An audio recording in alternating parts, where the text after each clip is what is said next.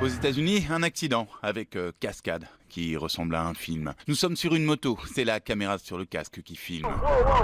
Une voiture double, très près, à grande vitesse. Le motard s'énerve et accélère pour rejoindre la voiture quand soudain la voiture freine et la moto ne peut l'éviter. Mais de manière extraordinaire, le motard ne tombe pas. Voici un autre angle. La moto heurte la voiture et le motard reste accroché derrière comme dans un James Bond. Et il tiendra bon jusqu'à ce que les deux hommes se disputent au bord de la route. Un grand moment d'énervement entre deux conducteurs qui aurait pu se terminer beaucoup plus mal si la cascade n'avait pas été réussie.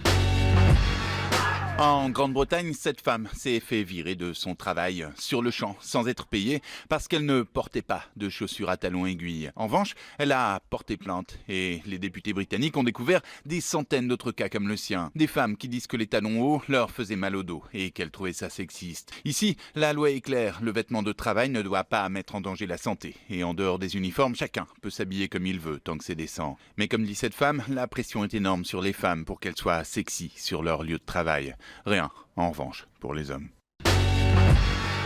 Ce couple d'Américains vient d'avoir des enfants, plus précisément des jumelles. Mais au lieu qu'elles soient métisses, il y en a, eh oui, une noire et une blanche. Une avec les yeux marrons, l'autre avec les yeux bleus, qui ont partagé toutes deux le même ventre. Un phénomène extrêmement rare. Pour les jumelles hétérozygotes, ce qu'on appelle les fausses jumelles, dit ce médecin, l'une des deux peut recevoir plus d'ADN de la mère et l'autre plus d'ADN du père. Et les gènes qui s'expriment peuvent alors colorer différemment la peau et les yeux. Les parents, en tout cas, ont été légèrement surpris. Jamais, dit le père, je n'aurais imaginé qu'un jour j'aurais une fille à la peau blanche et aux yeux bleus. Heureusement donc qu'il y en a au moins une noire. Sinon, il n'aurait peut-être pas cru sa femme.